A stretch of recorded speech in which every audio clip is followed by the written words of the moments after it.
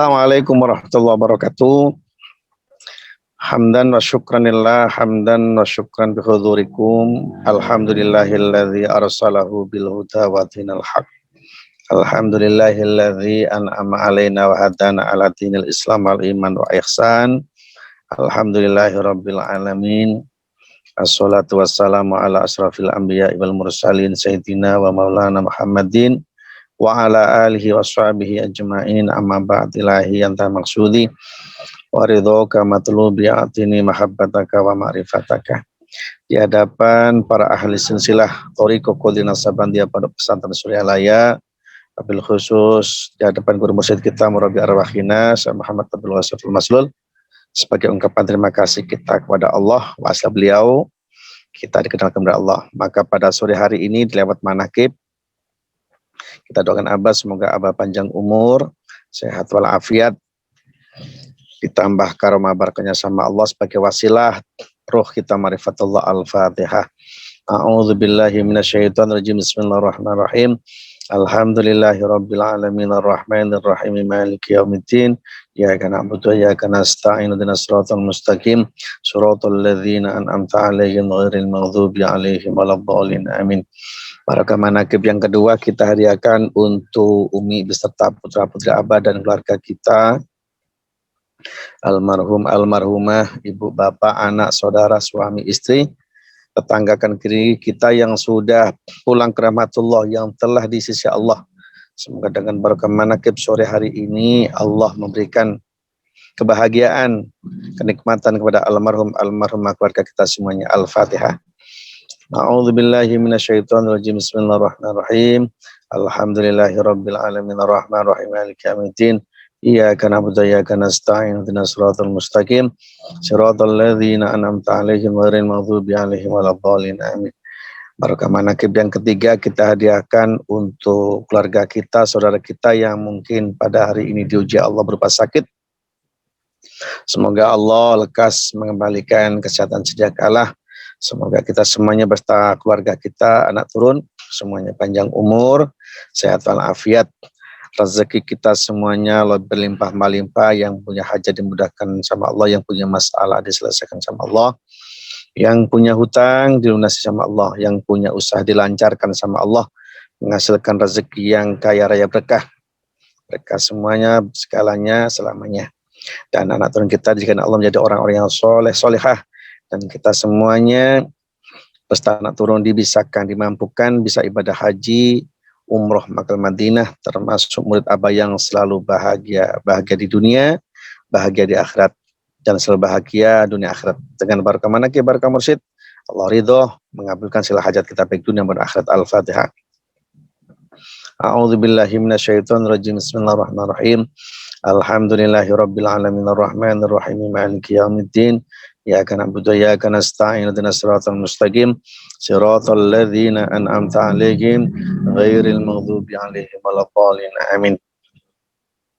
Kepada para wakil talqin Syekh Mursyid yang sangat kami hormati, para kiai, para ustadz dan pengagas manakib MOS, di antaranya ada Umi Syahid, Bu Wahyuni, Bu Kartini, Teh Susi milik kita yang pada hari ini telah ditakdirkan Allah bisa menyempurnakan haji hakikat ditutup dengan haji syariat, yaitu di Mekah, yang pada hari ini beliau posisinya di Mina, Balang Jumroh, yaitu secara syariatnya, ritualnya melempar jumroh, melempar setan, tapi hakikatnya di hati kita yang telah ditancapkan sama Guru Mursyid dengan dikejar la ilaha illallah, yang sangat kami hormati dan dimuliakan Allah. Ikhwan wal akhwat semuanya yang tidak bisa kami sebutkan satu persatu, yang sama-sama belajar istiqomah, di mana dengan keistiqomahan ini agar usia kita, rezeki kita, keluarga kita sampai ajal tiba menghampiri kita, selalu bersama tempat-tempat yang suci, bisa mengucapkan ucapan yang suci, kalimat yang suci, dibimbing guru yang suci, menghadap yang maha suci dengan kalimat la ilaha illallah. Yang semuanya yang sangat kami hormati dan dimuliakan Allah Subhanahu wa taala. Puji syukur kita haturkan kepada Allah Subhanahu wa taala dengan ucapan alhamdulillahirabbil alamin. di mana pada sore hari ini kita telah dipilih, ditakdirkan, ditetapkan, dimasukkan tempat yang suci supaya kita belajar menyucikan jiwa kita lewat tempat yang suci, yaitu lewat manakib MOS pada sore hari ini. Alhamdulillahirabbil alamin. Kedua kalinya salawat beserta salam Allah, semoga Allah melimpahkan kepada baginda Rasul Muhammadin sallallahu alaihi wasallam. Ikhwan wal akhwat semuanya, mohon maaf kami posisi di jalan, mungkin ya karena terpaksa, mohon maaf. Sebetulnya tadi sudah mengkondisikan kita bisa khidmat ilmiahnya manakib di pondok, tapi karena kondisi ada informasi bahwa harus menjemput putra putri yang di pondok, jadi terpaksa harus menjemput dulu. Ikhwan wal akhwat, di mana di Manqobah ke-8 itu ada kalimat berlaku benar adalah dasar hidup Syekh Abdul Qadir. Di mana di dalam Manqobah ke-8 itu banyak multi arti atau multi penafsiran. Jadi di Manqobah ke-8 itu banyak pengertian-pengertian di situ yang tersirat. Contoh ada kalimat ala syudki wa ma kadibtu qattu, yang artinya Syekh Abdul Qadir landasan hidupnya itu benar, pantang bohong. Kemudian di mana Syekh Abdul Qadir di usia 18 tahun beliau masih mengembala unta. Ini kalau dilihat dari kalimat ini secara umum bisa, tapi ketika Syekh Abdul Qadir mengembala unta di usia 18 tahun di padang rumput, di situ si onta itu menoleh sambil berkata, bukan tujuanmu hidup untuk seperti ini, untuk mengembala, istilah mengembala onta. Itu secara umum, sebagaimana saya waktu kemarin mengikuti manakib khidmat ilmiahnya Kiai Mahmud Johnson mengatakan, tidak mungkin, beliau mengutip dawuhnya Aba Aos, tidak mungkin ada binatang bisa berbicara kepada manusia setelah Rasulullah. Tidak mungkin. Nah, di sini multi artinya secara ilmu tersiratnya, kalimat usia 18 tahun itu bagian dari masa remaja, di mana masa remaja itu masa transisi. Di posisi Syekh Abdul Qadir di masa usia 18 tahun itu tandanya seorang pemuda yang masa transisi, di mana di situ nafsu lebih condong, sebagaimana seperti binatang, seperti kalimat, sebagaimana ada satu kaidah, al insanu kal hayawanun natik, manusia itu seperti binatang ternak. Nah, binatang ternak macam-macam, seperti orang yang di bulan Dzulhijjah ini ada bulan kurban. Ada orang kurban berupa kambing, berupa sapi, bahkan onta. Nah, di sini konteksnya manusia itu punya persifatan seperti binatang ternak. Tapi karena Syekh Abdul Qadir itu seorang percontohan, bahkan calonnya Sultanul Aulia, pimpinannya para wali, maka percontohnya bukan kambing yang dikembalakan atau sapi yang dikembalakan, tapi onta. Artinya di situ persifatan yang melekat pada jiwanya Syekh Abdul Qadir itu seperti binatang onta. Tapi lihat, binatang yang paling bisa membaca perasaan manusia itu adalah onta. Onta itu bisa membaca jiwanya orang yang mengembalanya. Maka Syekh Abdul Qadir itu secara tidak langsung beliau bisa membaca jiwanya. Di situ ada persifatan nafsunya, mengucapkan pada dirinya, bukan tujuanmu hidup untuk seperti ini. Artinya apa? Di usia 18 tahun itu masa di mana di usia seperti itu masa liar, persifatan anak muda, masa yang berpoya-poya. Nah, di sini beliau sudah bisa mengontrol, mengarahkan nafsunya, bahkan sampai nafsunya persifatan binatang onta saja berbicara. Artinya beliau bisa berkata pada dirinya sendiri. Maka di situ beliau pulang ke rumah, di situ beliau izin sama ibunya. Di mana beliau ingin tolabul ilmi, mencari ilmu ke Baghdad. Apa artinya? Orang tua di situ secara zahiriyah yang melahirkan adalah ibu. Maka beliau naik ke lantai, ke loteng untuk menghampiri ibunya. Artinya apa? Derajat seorang orang tua jauh lebih mulia. Maka orang tua itu ada dua. Ada orang tua lahiriah, ada orang tua batiniah. Kalau lahiriah digambarkan seorang ibu. Ibu.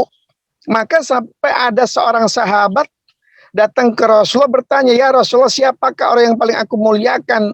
Ummuka, ibumu. Siapa lagi ya Rasul? Ummuka, ibumu. Siapa lagi ya Rasul? Ummuka, ibumu. Yang terakhir, siapa lagi ya Rasul? Abakah, bapakmu. Jadi bapaknya satu, ibunya berapa? 3.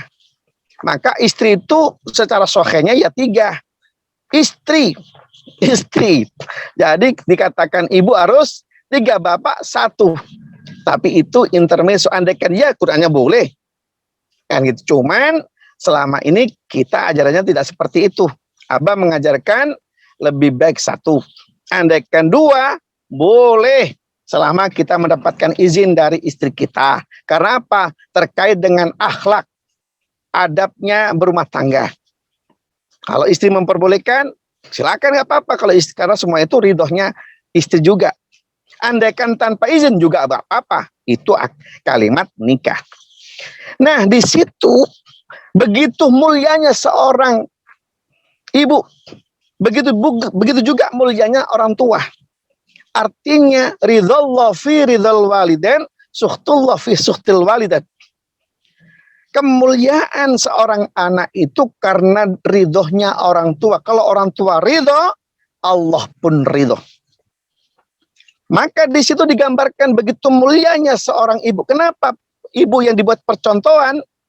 Karena ibu punya prioritas yang sangat tinggi, punya tanggung jawab yang sangat tinggi, baik dunia maupun akhirat. Anak sukses itu lebih condong orang tua, terutama ibu. Maka sampai ibu pun diberikan apa? Apresiasi. Ada kalimat bupati, ibu kota, sampai ada ibu jari. Makanya seorang anak yang sukses tergantung ibunya. Maka kalimat ini harus kita pahami secara multi arti, penafsiran. Apa maksudnya? Seorang ibu, sehina apapun ibu, seorang, katakanlah ibunya itu, mohon maaf, pelacur, tidak ada satupun seorang pelacur ketika hamil mendoakan anak seperti pelacur. Ini contoh.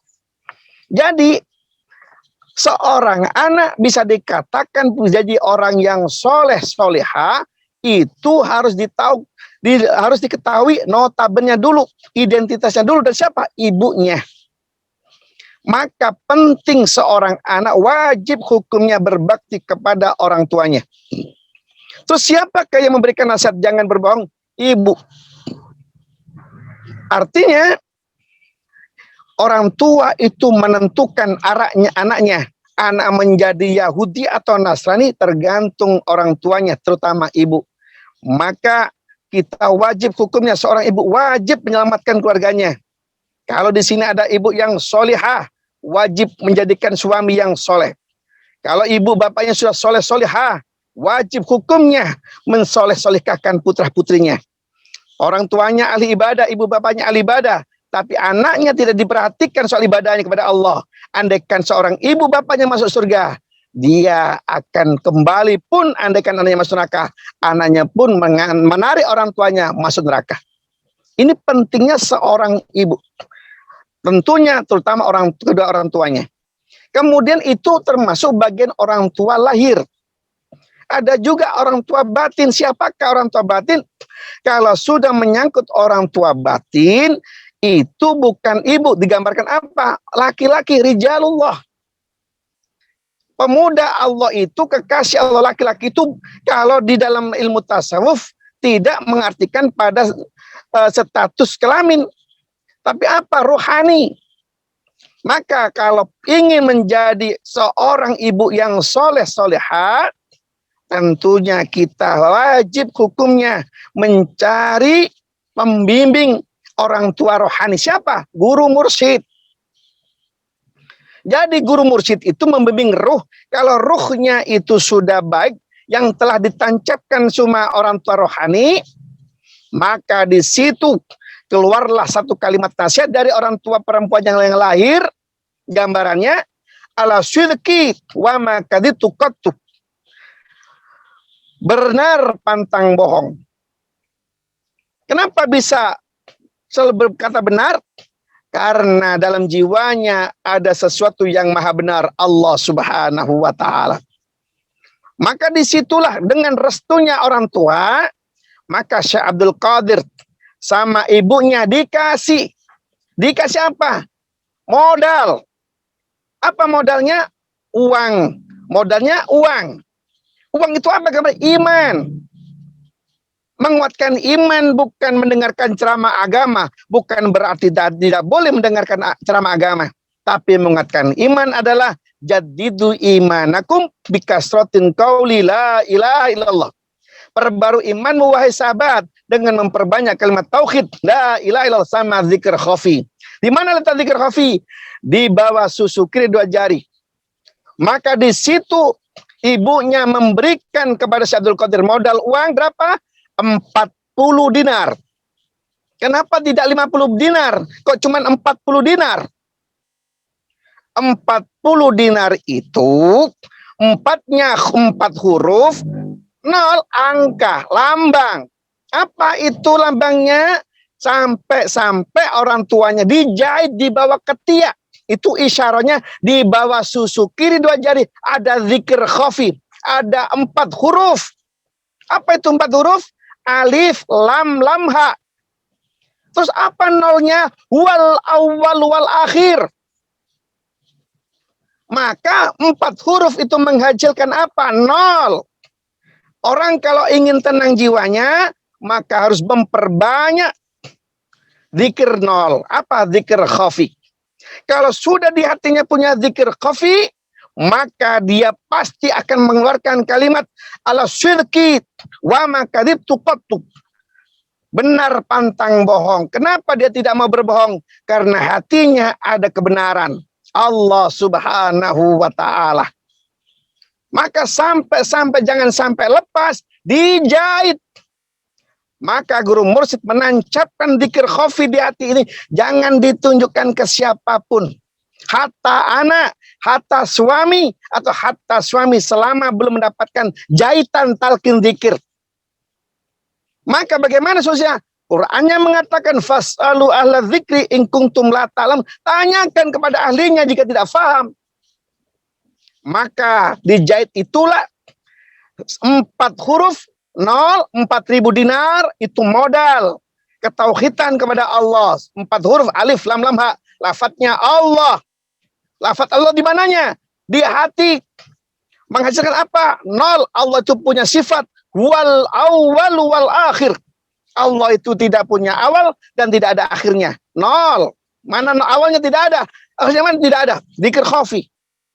Orang kalau ingin kaya, dahulukan kekayaan akhiratnya, jiwanya. Sesempit apapun kehidupannya di dunia, pasti lapang. Kenapa? Karena hatinya banyak nolnya. Yang bikin tenang bukan hartanya, tapi hatinya banyak ketenangannya. Dengan ketenangan jiwanya menghasilkan kekayaan apa? Kekayaan kedermawanan, kekayaan senyuman, kekayaan kasih sayang, kekayaan apa? Orang itu bisa menyiasati kehidupannya dengan kalimat sabar. Tahan banting andaikan banyak masalah. Ini, maka di dalam perjalanannya, di situ pun ada kerikil-kerikil kecil, ada ujian. Orang belajar bertoriko itu ada ujiannya. Apa ujiannya? Macam sebagaimana digambarkan perampok. Sampai ada 60 perampok yang mau merampok Syekh Abdul Qadir.